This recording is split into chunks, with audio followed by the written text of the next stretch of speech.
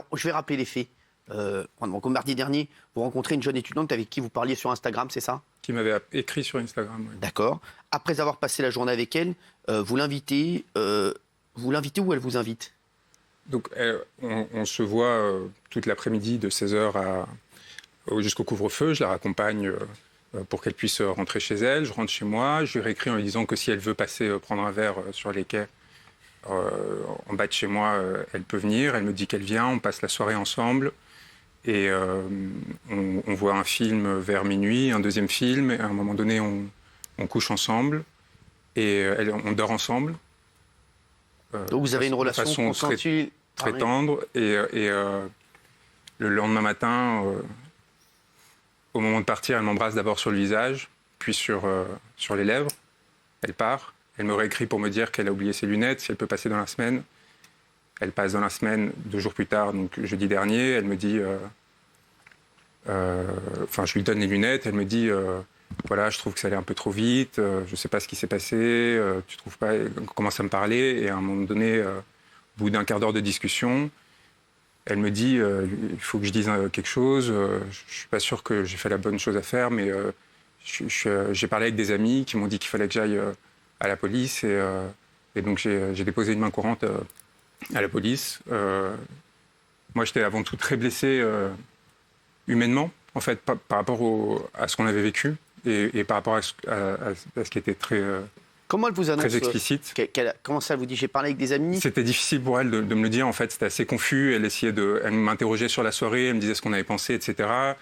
Je rappelais qu'à tout moment, on a été en dialogue, en discussion, qu'on s'est demandé si on voulait coucher ensemble ou pas, qu'on s'est embrassé, que j'ai d'abord demandé si elle pouvait me passer sa main. Elle me l'a donné, qu'elle m'a dit qu'elle aimait bien le massage que je lui faisais. Enfin, c'est un peu dégoûtant pour moi de vous décrire tout ça aujourd'hui. C'est assez prostituant, mais je pense que c'est important de le faire parce que ce qui est important, c'est pas l'interaction humaine qui pour moi est très claire, qui souffre pas de doute. Et vous savez, il y a des rapports qui parfois sont pas explicitement consentis. Là, il y avait un élément physique un peu...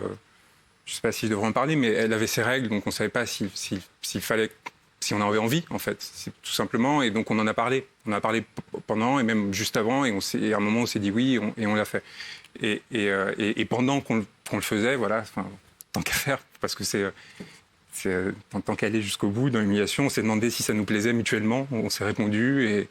Et donc voilà, donc la blessure humaine, immédiatement, quand elle me dit ça, on parle. Je lui dis mais pourquoi, comment, etc. Elle me dit mais j'ai parlé avec des amis, je me sentais mal, j'étais chez moi seule, etc. Elle me demande pardon. Je comprends qu'elle avait eu 2 histoires d'amour avant moi, donc que c'était quelque chose pour elle qui n'était pas forcément innocent de coucher avec un garçon, comme ça, qu'il y avait potentiellement des enjeux. Je m'excuse de ne pas avoir pris en compte cet élément. Elle me demande pardon, elle me dit qu'elle va retirer la main courante.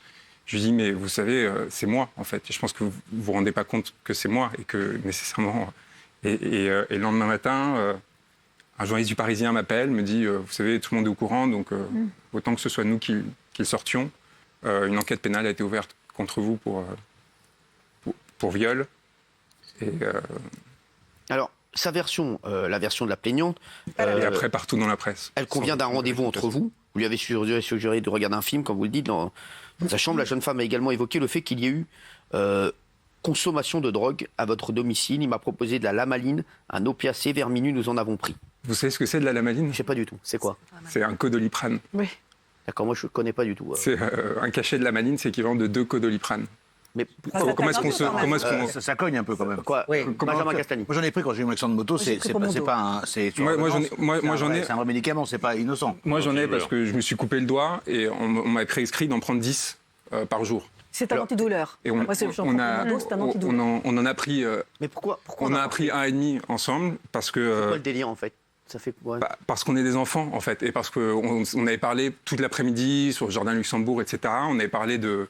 Est-ce qu'on avait déjà pris des drogues? Est-ce qu'on buvait? Et tous les deux, on était un peu innocents, en mode, bah non, pas trop. Enfin, elle me dit, j'ai fait du ballon une fois. Moi, je savais pas ce que c'était. Elle m'explique. Moi, je lui dis, j'ai pris des champignons hallucinogènes une fois, voilà. Et en fait, dans le jeu érotique, je comprends même pas pourquoi ça devient un sujet de discussion. Je trouve ça assez violent. Et donc, à un moment donné, on n'a rien. On n'a jamais acheté de drogue, ni elle ni moi. On n'a pas envie d'en acheter. On n'a pas envie de participer à ça. Moi, j'ai jamais touché à aucune drogue dure ou à la cocaïne, etc. Mais ce qui est extraordinaire, c'est que quand vous êtes engagé politiquement et que quand vous êtes en confrontation directe avec le pouvoir, en fait, vous devenez une cible de façon soit explicite et volontaire, instrumentale, soit involontaire. Et donc tous les journaux reprennent ça pour en fait nous faire passer pour un drogué, un dépravé, etc. On va revenir sur l'affaire, mais il y a un truc qui est incroyable. Et à chaque fois que je parle de vous, moi, on me dit il est très sympa, Juan Branco, c'est un mec brillant, mais il a une obsession.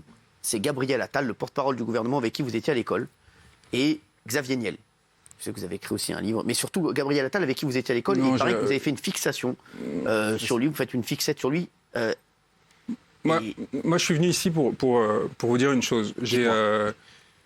Quand j'avais 26 ans, j'avais été invité, 27 ans, c'était un mois avant les Gilets jaunes, j'avais été invité par Bernard Arnault, Xavier Niel et compagnie, à l'inauguration de la boutique Louis Vuitton, Place Vendôme. D'accord. Donc j'étais allé avec une personne, je me suis peut-être retrouvé au dîner là-bas, avec plein de très belles actrices, mannequins, plein de gens très riches, très intéressants, etc. Il m'avait mis à la place avec une table où il y a, donc au Ritz, avec des serveurs en livrée, avec des vins extrêmement chers, etc., avec 8 directeurs de rédaction. Et très sympathique, etc. Mais au milieu du dîner, je demande un peu comme ça, mais comment ça se fait que vous êtes là, en fait ? Pourquoi Bernard Arnault, Xavier Delphine Arnault, tout ça, invitent des journalistes et pourquoi vous acceptez d'être invité à un événement commercial et vous êtes là comme si de rien n'était dans ce petit entre-soi. Et donc je demande juste, mais en fait, qu'est-ce que vous faites là ? Sans arrière-pensée encore, sans avoir... Et ils me répondent pas, en fait. Et il y a un silence qui se fait gêné dans la table, alors que ça se passait bien jusqu'alors. Constance Benquet, qui est aujourd'hui la directrice de tout le pôle Lagardère Média, et ainsi de suite. Elle était à côté de moi, elle rigole, et à l'époque, elle dirigeait elle, Sauf que là, je sens une gêne importante. Et en fait, là, je me rends compte qu'il y a quelque chose qui se passe en France qui n'est pas du tout normal, qui est en fait l'emprise qu'un certain nombre d'oligarques, de personnes, ont sur les médias. Donc ici, on est chez Bolloré. Quand vous allez dans TF1, TMC... Non, mais juste, on est chez Bolloré, vous voyez bien qu'on vous invite ce soir. Donc, mais moi, j'ai jamais attaqué Bolloré. Et je pense que ça, c'est une chose. Et d'autre part, je pense que vu la façon dont j'étais reçu les fois d'avant, vous le savez, je trouve que c'est plutôt une preuve de courage de ma part d'être ici qu'autre chose. Non, mais vous avez été mal reçu les fois d'avant, parce que vous m'aviez attaqué également sur le rapport avec Bolloré. Voilà, ça, sur mon contrat. Ouais. Voilà, et vous avez failli me verrer du plateau. Oui, vous aviez donné des faux chiffres. Voilà. Non, j'ai donné les chiffres du contrat, pas vos chiffres de salaire. On va pas revenir là-dessus, mais vous avez dit que c'était mon salaire. Bon, non. Voilà. Donc c'est un point sensible. C'est pour ça qu'on s'était un peu accroché, mais on aurait pu très bien vous dire. Donc ce que je veux dire par là, c'est que dès le moment, j'étais jusqu'alors très protégé, très intégré, et ainsi de suite. Et à partir du moment où j'ai commencé à me détacher, à poser ces questions, à dire c'est pas normal qu'il y ait ces liens incestueux, parce que du coup, ça veut dire que le reste des Français voit la réalité à travers un voile, parce qu'en fait, il y a un petit entre-soi qui fabrique l'information, et il y a le reste. Des Français qui ne sont pas au courant de ces liens, de qui est propriétaire de quoi, de qui dîne avec qui, etc. Et l'effet que ça produit. Vous êtes une victime, en fait. Non, c'est l'inverse. À partir de là, j'ai commencé à me mettre en branle et en lutte. J'ai créé un livre qui n'a eu aucun média, comme vous l'avez rappelé, qui s'est très très bien vendu, Crépuscule, qui justement dénonçait ce système. Je me suis engagé auprès des Gilets jaunes, j'ai commencé à me battre à leur côté. Et évidemment, la perception, en ce qui me concerne, a commencé à s'inverser. Et évidemment, la moindre chose qui pouvait être instrumentalisée contre moi a commencé à être utilisé. Je connais pas beaucoup, je finis juste là-dessus, je connais pas beaucoup d'avocats en France, parce qu'à partir de là, en fait, ce qui s'est construit, ça a été une vraie lutte avec le régime actuel. Je connais pas beaucoup d'avocats en France qui aient gagné un procès contre Emmanuel et Brigitte Macron, qui, je le rappelle, pardonnez-moi, je finis là-dessus, vraiment, je vous promets, avait poursuivi, et ça, personne ne le sait pourquoi l'AFP était présente, mais n'a pas fait dépêche, un SDF, parce qu'il avait barboté avec un homard géant face au fort de Brégançon, pour se foutre de leur gueule. Et ils ont fait des poursuites pénales qui ont fait que des procédures pour viol, pour violence conjugale ont été décalées pour traiter cette affaire. Pourquoi est-ce que je raconte ça ? Il vient parler d'une jeune fille et parle de Macron, de Arnaud, de il y a une machination, contre vous. Alors, justement, j'aimerais comprendre pourquoi ces digressions-là, qui semblent être pour vous une sorte de justification de l'affaire en question. Mais il n'y a pas si d'affaire. Vous étiez en train de nous expliquer, en gros, il y a une cabale contre moi et cette jeune fille, finalement, peut-être est instrumentalisée. Non, jamais. Voilà. Moi, je dirais jamais un mot... Je dirais jamais un mot sur cette jeune fille de négatif, parce que ce que j'ai passé avec elle de bout en bout a été une expérience humainement très intense, qu'y compris lorsqu'elle est revenue voir moi pour me dire ce qu'elle m'avait dit. J'ai pas du tout pensé aux conséquences en termes d'image publique, par rapport à la police, tout ça. J'étais dans un rapport de ressenti de violence très fort par rapport à ce que je trouvais être une trahison de l'intimité. Et l'explication qu'elle m'a donnée à l'époque et le mouvement qu'elle a fait, où elle m'a annoncé qu'elle retirait la main courante, etc., parce que je ne sais pas ce qui s'est passé. Mais en tout cas, par contre, ce que j'explique, c'est comment ça se fait que de là, ça devient un sujet national, que tous les médias en boucle commencent à parler, à raconter quelque chose sur la base de rien. Et là, je fais le lien en effet avec tout ce que j'ai raconté jusqu'ici. C'est que sur ce point. Jamais je n'essaierai de justifier un comportement ou quelque chose qui puisse atteindre aux intérêts d'une personne plus fragile que moi ou une femme en général. C'est pas forcément sur la base de rien, parce qu'il y a une plaignante qui avait fait main courante, qui dit quand même que la lamaline a été absorbée. La lamaline, il faut savoir que c'est quelque chose qui peut, ça contient de l'opium, de la caféine ou du paracétamol. Non, mais c'est juste pour dire, c'est quelque chose, quand on l'absorbe, ça peut rendre soit dépendant, ou soit euphorique. Donc c'est pas innocent. Non, pas euphorique, les effets secondaires, c'est la somnolence, c'est pas l'euphorie. C'est quelque chose qui n'est pas innocent. Non, mais c'est pas innocent forcément. La constipation. Ça peut être que quelqu'un devient vulnérable. C'est pour ça que je le signalais simplement. Elle l'a dit elle-même, elle n'a pas ressenti d'effet. D'accord. Elle l'a dit elle-même. Vous ne pouvez pas ressentir d'effet quand vous prenez un cachet de Codoliprane. Moi, j'ai pas compris ce délire. C'est quand même incroyable. Alors, et je voulais vous demander. Je voulais vous demander quand peut-être parce qu'ici on prend des rails de coke sans difficulté. Moi, j'en ai jamais touché. Moi, je touche jamais aux drogues dures. C'est pas bien. Ça, c'est pas bien. Ça, c'est pas bien. Non, mais attendez, il y a un moment, il faut arrêter. Vous êtes en train de jouer avec mon intimité, vous comprenez pas quoi. De qui vous parlez? Vous allez encore du milieu de la télévision. Du milieu de la télévision. Non, mais tu parles de moi. Mais pourquoi vous semblez visé? Non, pourquoi tu parles comme ça de rails de coke? Mais pourquoi vous sentez visé? Jamais personne n'a pris de la coke. Ah bon? Personne ne prend des drogues dures dans le monde de la télévision? Mais bien sûr, parce que la dernière fois, je vais juste dire pourquoi est-ce que je parle de ça? Non, mais là, maintenant il arrive et dit prendre des rails de coke. Pourquoi est-ce que je prends des rails de coke? Pourquoi est-ce que je parle de ça? Pourquoi est-ce que je parle de ça? Avec tout ce qu'il met dans mais là, c'est pas bien. Monsieur Nouna, pourquoi est-ce que je parle de ça? C'est pas bien. Pourquoi est-ce que je parle de ça? Parce que qu'est-ce qu'on essaye d'insinuer? Que vous veniez à chaque fois. Vous êtes sur le banc des accusés et vous accusez les autres. Je suis sur le banc des accusés. Bah oui, vous êtes sur le banc des accusés. Il y a quand même une plainte. Je suis sur le banc des accusés, je fais un tribunal ici. Il y a quand même une femme qui a porté plainte. Non, il n'y a pas de plainte, madame. Monsieur, il y a une main courante. C'est la lamaline. C'est la lamaline. Regardez aujourd'hui, Pourquoi est-ce que j'ai parlé de la question des drogues? C'est très important. Pourquoi est-ce que j'en ai parlé? Arrêtez. Est-ce que je peux dire un mot? Parce que ce qu'on essaye d'insinuer. J'ai même pas fumé un joint. Pourquoi je vous demande, c'est quoi ce délire de la maline? Je connais pas. Qu'est-ce qu'on essaye d'insinuer? Qu'est-ce qu'on essaye d'insinuer à travers ça?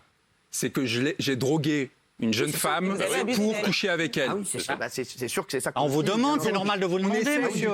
Et donc moi, ce que j'essaie d'expliquer, c'est qu'on parle d'un Codoliprane, qu'on parle de quelque chose qu'on a fait ensemble après en avoir longuement parlé, que ni elle... Pas un Doliprane, hein. Deux Codoliprane, c'est l'équivalent en termes de dose. Non, il y a une dépendance à l'opiacé. Non, j'ai calculé un Codoliprane en termes de dose. On ne donne pas de la maline à n'importe qui. 2%. Il y a des jeunes qui nous regardent, attention. Bien sûr qu'il y a des jeunes qui nous regardent, donc c'est normal de vous poser la question, monsieur. C'est normal qu'on vous pose des questions. Oui, Géraldine. C'est normal que je réponde, non? Je vais faire un pas vers vous parce que je pense qu'effectivement, on est dans une époque où le regret du lendemain, aujourd'hui, pourrait devenir un viol et ça devient très dangereux.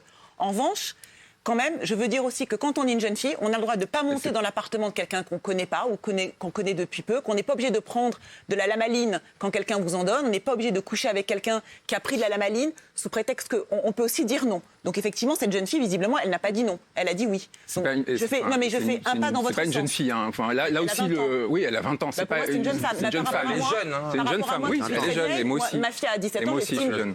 Pour moi, c'est une jeune femme. Oui, une jeune femme. Deuxième chose, est-ce que vous n'avez pas l'impression, malgré tout, d'être l'arroseur arrosé, rapport à Pawlinski, puisque malgré tout, vous êtes finalement le nouveau Griveaux de cette affaire. Puisque vous avez finalement, vous avez carrément montré la nudité de Griveaux, vous avez dit que c'était immonde, c'était dégueulasse, et finalement vous reprenez en boomerang. Attendez, moi j'ai défendu une personne. Non, vous avez dit... Je menace de montrer le candidat Griveaux nu dans sa laideur.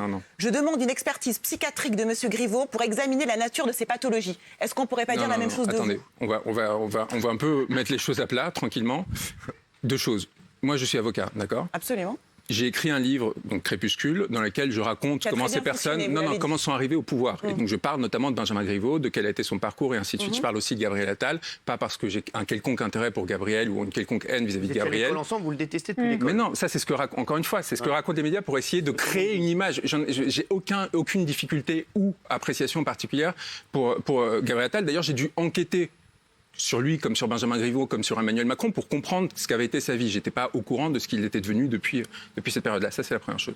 La deuxième chose, j'étais l'avocat de cette personne, d'accord ? On a essayé de créer une confusion. Le même journaliste qui, aujourd'hui, a essayé de sortir la lamaline pour me transformer en drogueur, violeur, etc., quelqu'un qui s'appelle Aziz Emouri, avait été à l'origine, à l'époque, des rumeurs comme quoi j'avais participé à l'acte et avait essayé, en effet, de coincer Benjamin Griveaux, etc. Je l'ai dit très clairement, je n'ai pas participé à cet acte. Piotr Pawlenski est venu vers moi parce que je suis reconnu comme étant en lutte contre la Macronie. Il s'est dit que je serais un bon avocat. Et j'ai réussi à lui éviter le passage par la case prison qui aurait été délétère à la veille d'un confinement. Et j'ai fait mon travail, je l'ai fait gratuitement et je l'ai fait avec honneur et probité. Ça, c'est très important pour moi que je le rappelle. Donc ça n'a rien à voir.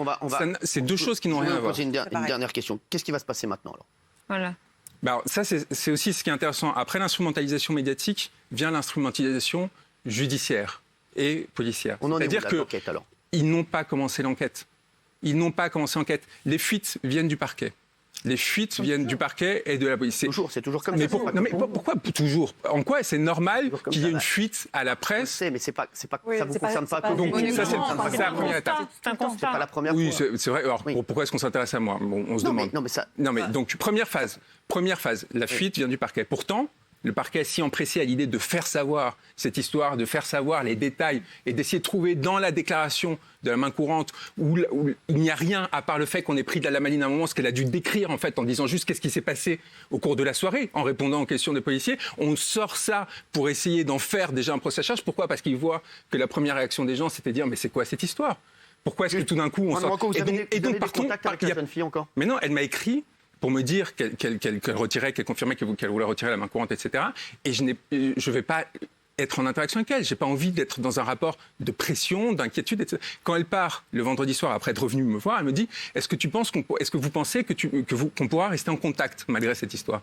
Moi, je ne sais pas ce que ça veut dire. Je ne suis pas dans l'esprit de cette personne-là. Je n'ai pas envie qu'il lui arrive quoi que ce soit à cause de cette affaire. Ce qui m'intéresse, c'est de voir que le parquet est très diligent pour faire fuiter les éléments qui leur intéressent, mais ils ne font aucun acte d'enquête. En résumé, ils ne vont pas. C'est une cabale contre vous, c'est une machination. Je veux juste que les Français se rendent compte. Non. Je veux juste que les Français se rendent compte de comment se fabrique l'information dans ce pays. Et qu'est-ce qui sort et qu'est-ce qui ne sort pas. C'est juste ça. Et j'écris sur ce sujet longuement et je pense que ça sert d'exemple pour comprendre que parfois, tout d'un coup, on a intérêt à faire monter des affaires. Aujourd'hui, le procureur de Paris a ouvert une enquête pour viol. Oui. Ils n'ont fait aucun acte d'enquête. Ils s'en fichent complètement. Et ils vont faire durer pendant. Attendez, vous faites fuiter dans la presse immédiatement. Qu'est-ce que vous faites ? Vous allez interroger. C'est une machination en réalité, c'est ça. Vous allez tout de suite interroger les personnes.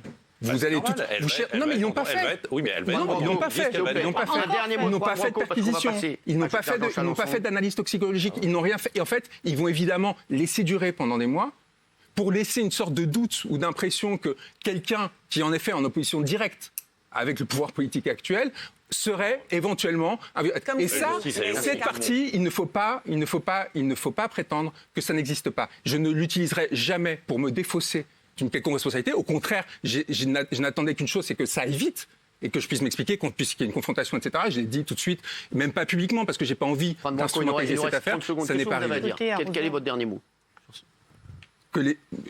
Rien d'autre que les gens comprennent que ce qu'ils reçoivent du fonctionnement politique de ce pays n'est pas la façon dont se fabriquent réellement les institutions. Et vous aussi, la prochaine fois quand vous venez sur un plateau, la première fois, vous dites que je gagne 250 millions d'euros. Non, j'ai dit que vous aviez un contrat de 250 millions d'euros avec votre entreprise de production. Tout le monde se drogue. C'est vrai. Vous dites qu'il y a de la cocaïne à la télévision. Oh non, c'est vrai qu'il n'y en a pas. Ici, je défie quelqu'un d'en avoir vu ou d'en avoir. Voilà. Dites pas les choses comme ça. Ici, il n'y a que des Tupperware avec des boulettes. Voilà.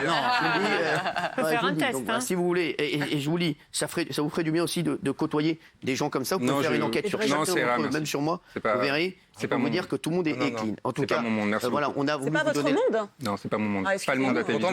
Vous voulez que je vous dise? Non, j'ai rompu avec. Je pense que le monde de Touche pas mon poste, c'est beaucoup plus sain que le monde dans lequel vous vivez quand j'entends vos histoires, parce que nous, on ne connaît pas ces histoires de Lamaline ou de je sais pas quoi, ces conneries. Mais en tout cas, voilà. Merci Juan Branco, en tout cas, d'avoir donné votre version. Merci.